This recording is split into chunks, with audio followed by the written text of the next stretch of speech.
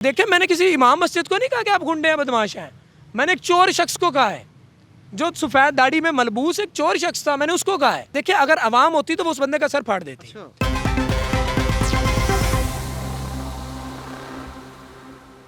بسم اللہ الرحمن الرحیم. آپ دیکھ رہے ہیں GNN+. میرے ساتھ ایک یوٹیوبر موجود ہیں. سوشل میڈیا کے اوپر ایک ویڈیو بہت زیادہ وائرل ہے کہ جس کے اندر ایک یوٹیوبر کو ایک جو بزرگ شہری ہیں وہ تھپڑ مار رہے ہیں اور سوشل میڈیا کے اوپر تنقید کا نشانہ بنایا جا رہا ہے ان کو کہ جناب علی کس طریقے سے یہ اپنے ہاتھ میں مائک اٹھا کر ان کے ساتھ بات کر رہے ہیں, کس لہجے میں بات کر رہے ہیں. لیکن کہانی کا دوسرا رخ کیا ہے آج ہم آپ کو اس ویڈیو میں بتاتے ہیں. بھائی وہ سارا کیا واقعہ تھا, کیا ہوا تھا, کہاں پہ موجود تھے آپ اس وقت؟ دیکھیں جی, سب سے پہلے میں یہ بتاؤں کہ الحمدللہ میں PEMRA registered channel Voice News کے ساتھ منسلک ہوں.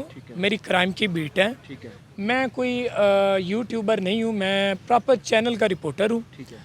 آگے بات یہاں سے یہ شروع ہوتی ہے کہ ہوا کیا وہاں پہ. ہوا یہ کہ ہمیں پتہ چلا کہ عبدالرحیم میڈیکل سٹور جو سروسز ہاسپٹل ایمرجنسی گیٹ کے سامنے پیدل گزرگاہ میں جو انڈر پاس ہے وہاں پہ موجود ہے, جو سرکاری ادویات, نشاور ادویات اور جو ممنوع ادویات ہے وہ فروخت کرتا ہے. اچھا, سروسز ہاسپٹل کے بالکل سامنے جو انڈر پاس بنا ہے جہاں پہ ڈفرینٹ میڈیکل سٹورز موجود ہیں, وہاں کی بات کر رہے ہیں؟ جی وہاں کی. ٹھیک ہے. جب ہمیں سرائے سے یہ پتہ چلا تو ہم نے فوری طور پہ متعلقہ ڈرگ انسپیکٹر کو ساتھ لیا.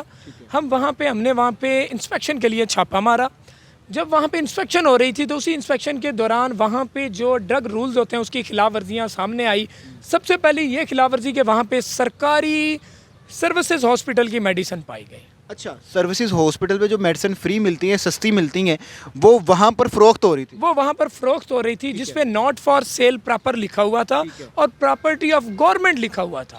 وہ وہاں پہ برآمد ہوئی, ڈرگ انسپیکٹر نے برآمد کی. اس کے بعد ڈرگ انسپیکٹر آپ کے ساتھ تھا؟ جی میرے ساتھ تھا, عمران سرفراز ڈرگ انسپیکٹر میرے ساتھ تھا.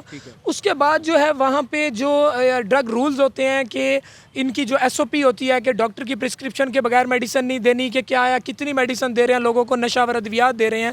نشاور ادویات بھی وہاں پہ پائی گئی. اور جو ڈرگ رولز ہوتے ہیں, کوئی ڈسٹ وہاں پہ کنٹرول نہیں تھا.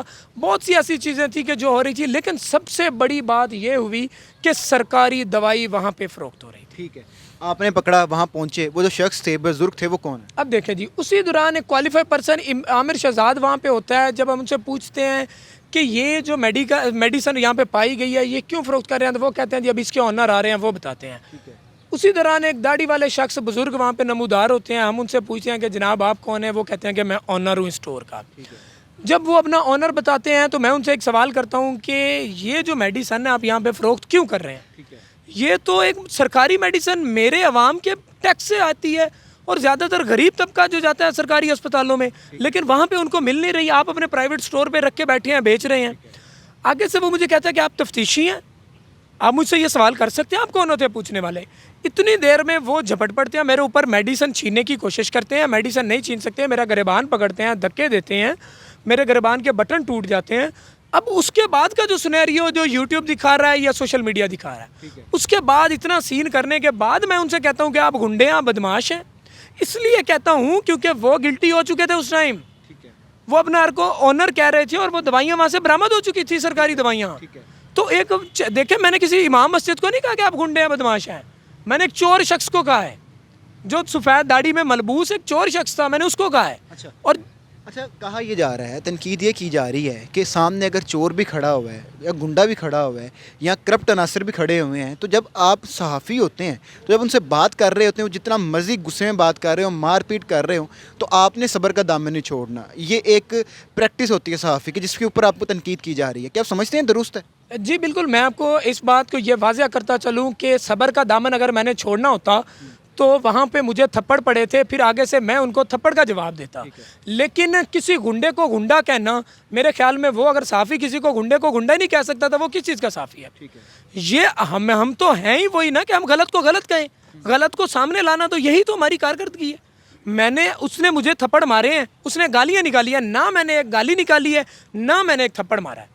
لہجے میں تنقید ہو رہی ہے, لہجے میں تنقید ہو رہی ہے, لیکن لہجہ غلط کو غلط کھل کر گئے.